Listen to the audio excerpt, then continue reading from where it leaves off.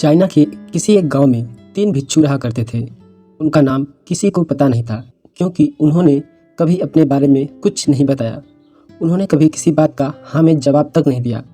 चीन में बस उन्हें 3 हंसते हुए भिक्षुओं के नाम से जाना जाता था। वे तीनों सिर्फ एक ही काम करते, एक गांव में प्रवेश करते, बाजार के बीचों बीच खड़े होते और हंसना चालू कर देते। यह अपने पूरे अस्तित्व के साथ हंसते।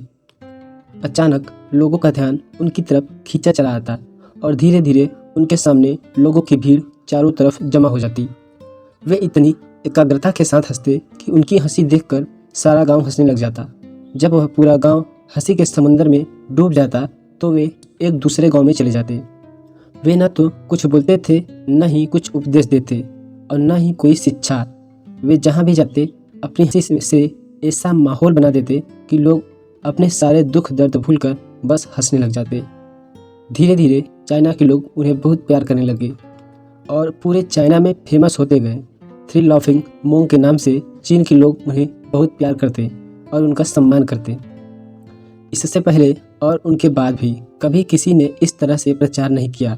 जीवन केवल एक हंसी होना चाहिए और कुछ नहीं। वे विशेष रूप से किसी पर नहीं हंसते थे। वे बस हंसते थे जैसे कि उन्होंने ब्रह्मांडी मजाक को समझ लिया हो, जैसे कि उन्होंने ईश्वर की मजाक को समझ लिया हो। और उन्होंने एक शब्द का उपयोग किए बिना पूरे चीन में इतना आनंद फैलाया जितना आज से पहले किसी ने न फैलाया हो। लोग उनका नाम पूछते लेकिन वे बस हंसते। इस तरह से उनका नाम बन गया 3 लाफिंग मोंग, यानी 3 हंसते हुए भिक्षु। पूरे चीन में घूम घूम कर लोगों को हंसाते हुए समय के साथ वे तीनों बूढ़े होते गए। एक रात जब वे एक गांव में ठहरे हुए थे, उन तीनों में से एक भिक्षु की मौत हो गई। पूरा गांव स्तब्ध रह गया। पूरा गांव बहुत ज़्यादा उम्मीद कर रहा था, क्योंकि उन्हें लगता था कि जब उनमें से एक की मृत्यु हो गई तो बाकी 2 भिक्षु बहुत रोएंगे। यह देखने लायक होगा, क्योंकि किसी लोगों को रोते हुए नहीं देखा था।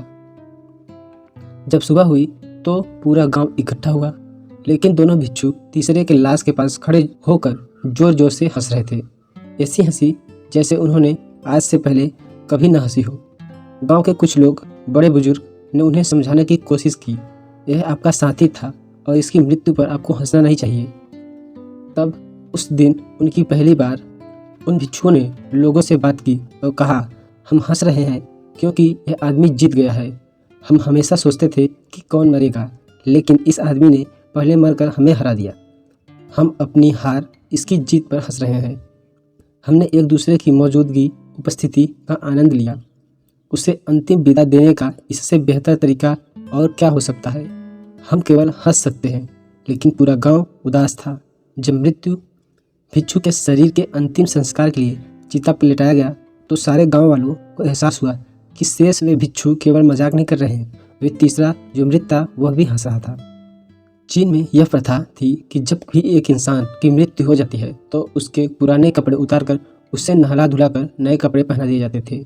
लेकिन मरने से उससे पहले उस भिक्षु ने अपने साथियों से कपड़े न बदलने के लिए कहा था। तीसरे भिक्षु ने कहा था, मुझे स्नान मत करवाना, क्योंकि मैं कभी अशुद्ध नहीं हुआ ही नहीं।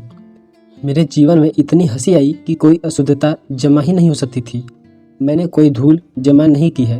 हंसी हमेशा युवा और ताज़ा होती है, इसलिए मुझे नहलाकर मेरे कपड़े मत बदलना।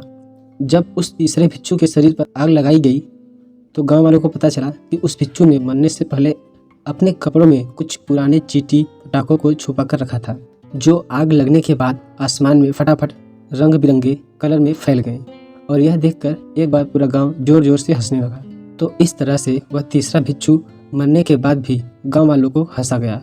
और यह देखकर शेष दोनों भिक्षुओं ने कहा, चालाक आदमी, तुम मर चुके हो, लेकिन तुमने हमें एक बार फिर हरा दिया। तुम्हारे द्वारा गांव वालों में पैदा की गई हंसी ये आखिरी हंसी थी।